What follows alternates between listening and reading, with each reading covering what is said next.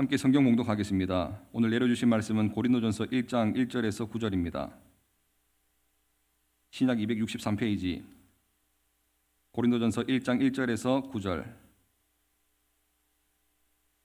고린도전서 1장 1절에서 9절 제가 봉독하겠습니다.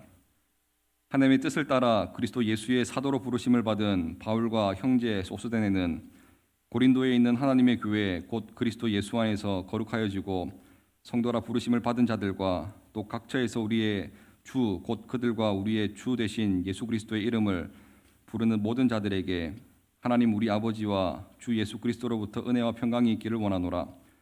그리스도 예수 안에서 너희에게 주신 하나님의 은혜로 말미암아 내가 너희를 위하여 항상 하나님께 감사하노니 이는 너희가 그 안에서 모든 일 곧 모든 언변과 모든 지식에 풍족함으로 그리스도의 증거가 너희 중에 견고하게 되어 너희가 모든 은사에 부족함이 없이 우리 주 예수 그리스도의 나타나심을 기다림이라.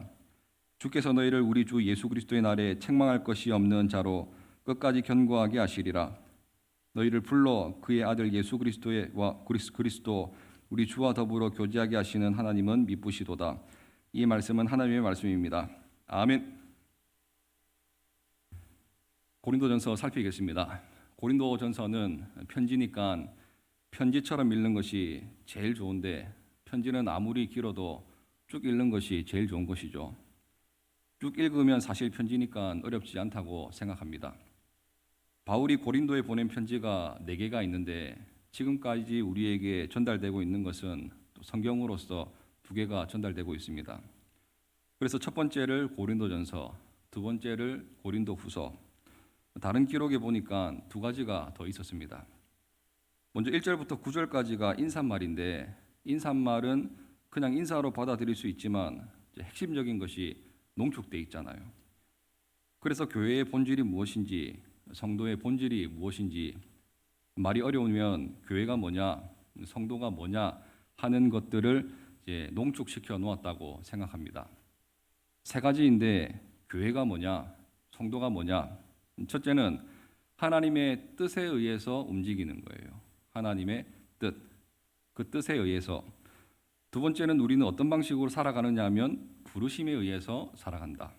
그리고 세 번째는 무슨 힘으로 살아가느냐, 하나님께서 부어주시는 은혜로 살아가는 존재이다. 이게 교회이고 이게 성도다라는 것을 인사말 속에서 볼 수가 있습니다. 굉장히 중요한 것이죠. 다시 정리하면 하나님의 뜻에 의해서, 방식은 부르심이라는 방식을 통해서 어떤 힘으로? 하나님께서 막 부어주시는 힘으로. 그래서 구약에서는 복이라 그러고 신약에서는 은혜라 표현하는데 똑같은 것입니다. 특징이 무엇이냐? 첫 번째, 자격 없는 자에게. 두 번째, 위로부터. 세 번째, 값없이. 이게 은혜의 특징과 복의 특징이 똑같다라는 것입니다. 그래서 구약 성경에 복이라고 나와 있는 것이 잘 이해가 안 되면 은혜라고 바꿔 읽으면 쉽게 이해가 되는 것이고, 신약의 은혜 그러는데 은혜가 뭐예요?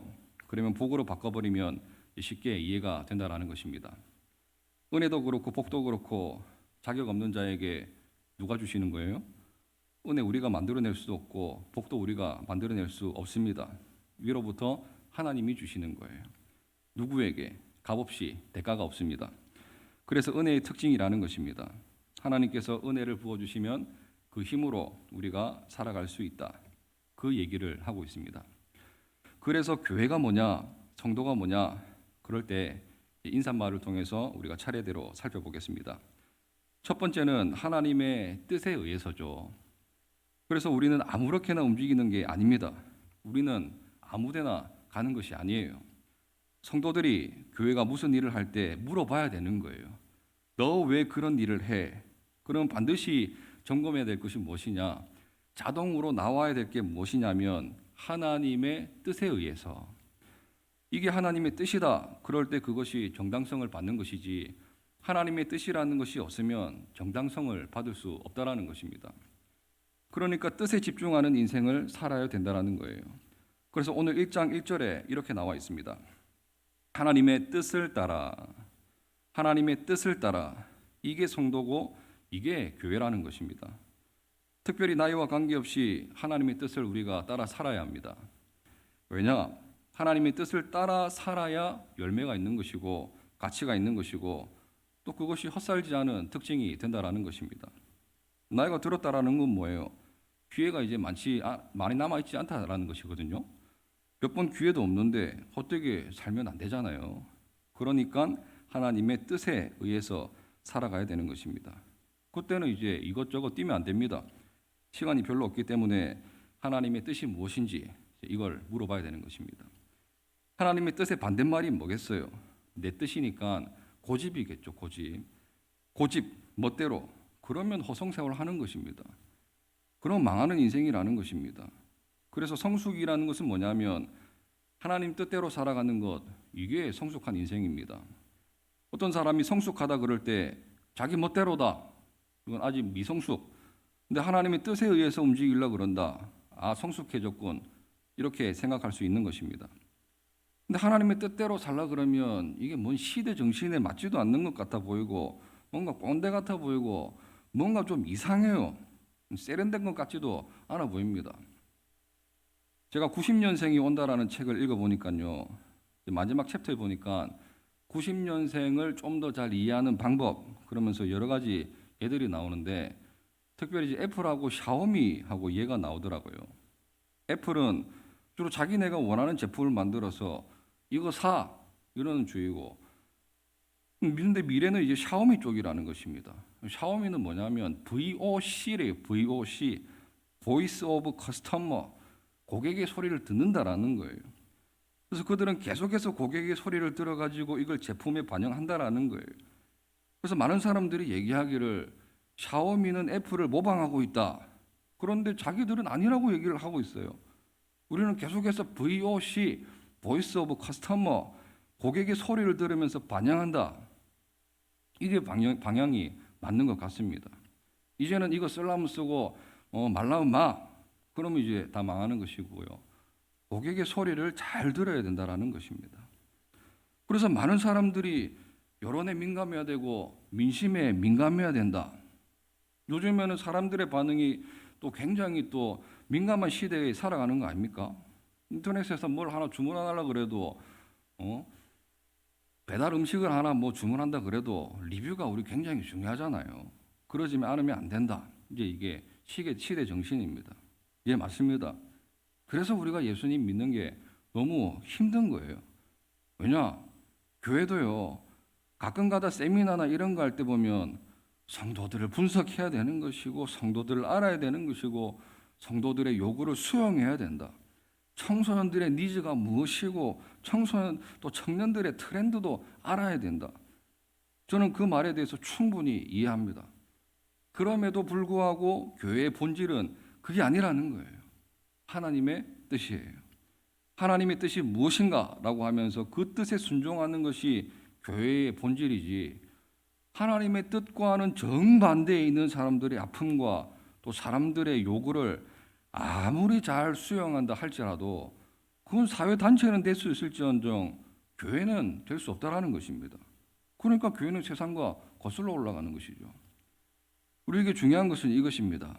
저도 그렇고 여러분들도 그렇고 교회와 성도의 특징은 하나님의 뜻에서부터 출발된다는 것. 이게 본질입니다. 하나님의 뜻에 의해서. 그러니까 우리가 이 땅을 살아가면서 사람들의 요구도 알기는 알아야 되는 것이죠. 그럼에도 불구하고 우리가 하나님의 뜻 앞에 굴복하는 것입니다. 파악을 하지만 굴복하는 것. 그게 신앙 성장이라는 거예요. 여러분들 삶 가운데도 열매 맺고 가치 있는 인생이 되기 위해서는 내 뜻이 아니라 하나님의 뜻에 굴복할 줄 아는 하나님의 거룩한 자녀가 되기를 바랍니다. 그리고 두 번째 방식인데 부르심에 의해서 살아간다라는 거예요.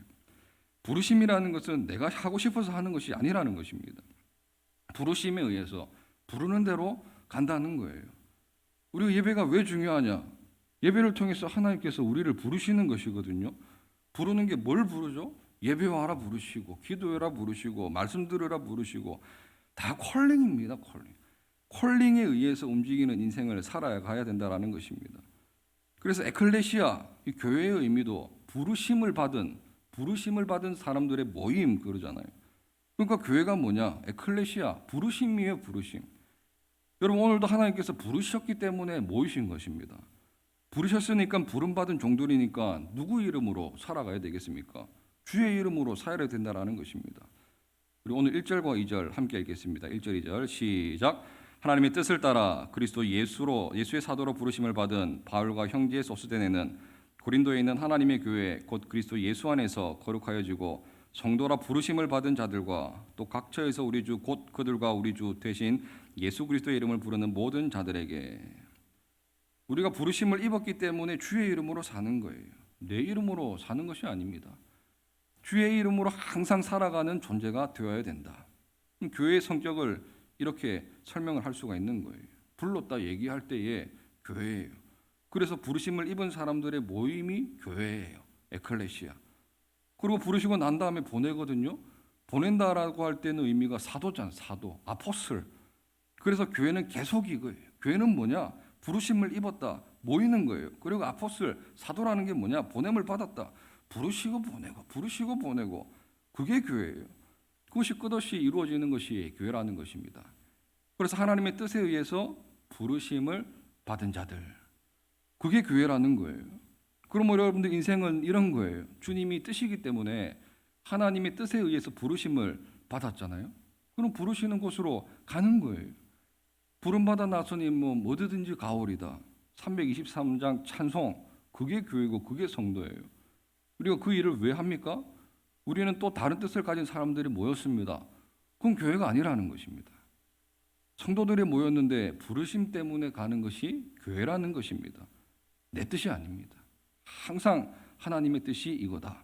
그러면서 순종하고 가는 것이고 마태복음 22장 14절에 보니까 청함을 받은 자는 많습니다.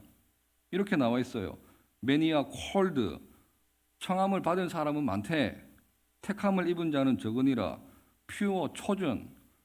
그러니까 여기는 이제 called people과 chosen people을 구분하고 있어요. 이게 부르심을 입은 청함이죠. 주님의 부르심에 대해서 응답하는 사람이 chosen people입니다. 택함 받은 사람. 여러분 설교가 뭐예요?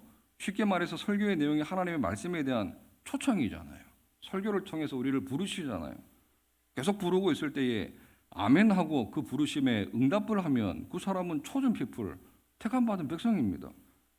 부르심을 받았다고 다 되는 게 아니고 부르심은 대중적인 것이고 택함은 응답한 사람으로 제한된다라는 것입니다. 그러니까 교회가 점점 교회다워질 때는 어떻게 되는 것인가?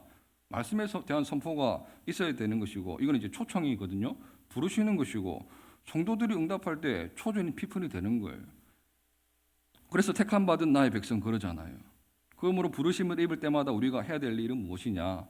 죽어라 응답하는 거예요. 아멘 그러고 따라가고 순종하는 것이고 말씀대로 살아가는 것이고 그게 교회라는 것입니다.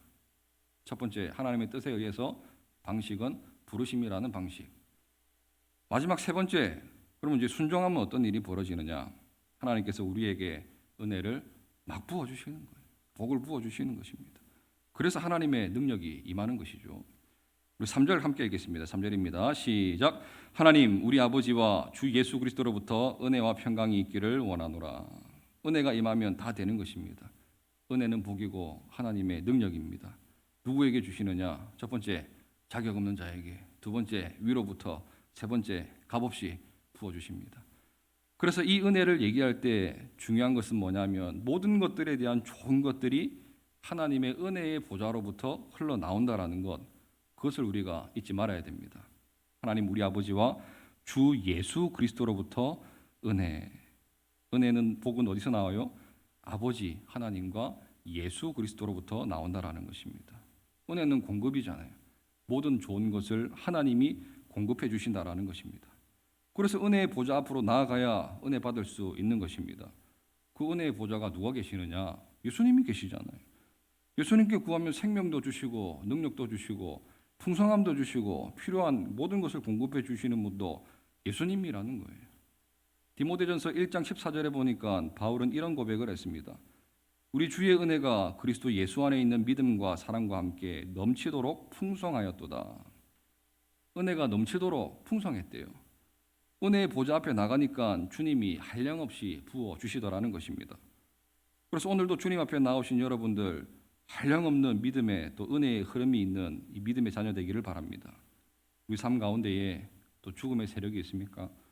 은혜 받으면 죽음에서도 우리가 일어설 수 있게 되잖아요. 아픈 가운데 있습니까? 은혜 받으면 다 일어서게 되는 거잖아요. 낙심 가운데 있습니까? 은혜 받으면 다 힘을 얻게 되는 것입니다. 예배 못 드려가지고 헐떡이는 사람들, 예배 안 드니까 숨을 못 쉬겠다고, 못 살겠다고 은혜 보좌 앞에 나아가는 것입니다. 하나님 앞에 나아가면 하나님께서 헐떡이는 사람들 다 세워주시고 채워주신다라는 것입니다. 은혜의 보좌 앞에 나아가는 것입니다.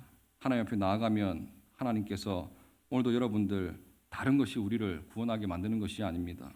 연약함을 도우시는 하나님의 은혜. 약한 사람일수록 은혜를 붙들어야 됩니다. 그 은혜를 구하는 능력의 자녀 되길 바랍니다. 오늘 우리가 서론 파트에서 살펴본 것이 무엇이냐, 교회가 무엇이냐, 성도가 무엇이냐라고 했을 때의 세 가지 하나님의 뜻에 의해서. 방식은 뭐예요? 부르심이라는 방식을 통해서 어떤 힘으로? 하나님께서 막 부어주시는 은혜의 힘으로. 그게 교회의 본질이고 성도의 본질이라는 것입니다. 우리 주님만 바라볼 수 있는 믿음의 신실한 저와 여러분 됩시다. 함께 기도하겠습니다. 우리 말씀을 붙들고 기도하겠습니다. 하나님, 우리의 의지 속에 함께 하셔서 언제나 하나님 섬기기에 부족함 없게 하여 주시고 뜻을 다하여 하나님을 따르도록 도와주시옵소서. 우리에게 있는 힘을 다해서 하나님을 사랑하며 살게 하여 주시고 하나님 마음이 합당한 삶을 통해서 거룩한 부르심을 통해 언제나 주님을 향해 달려나갈 수 있는 저희들 될 수 있도록 우리 함께 합심해서 간구하며 나아가도록 하겠습니다. 기도하겠습니다.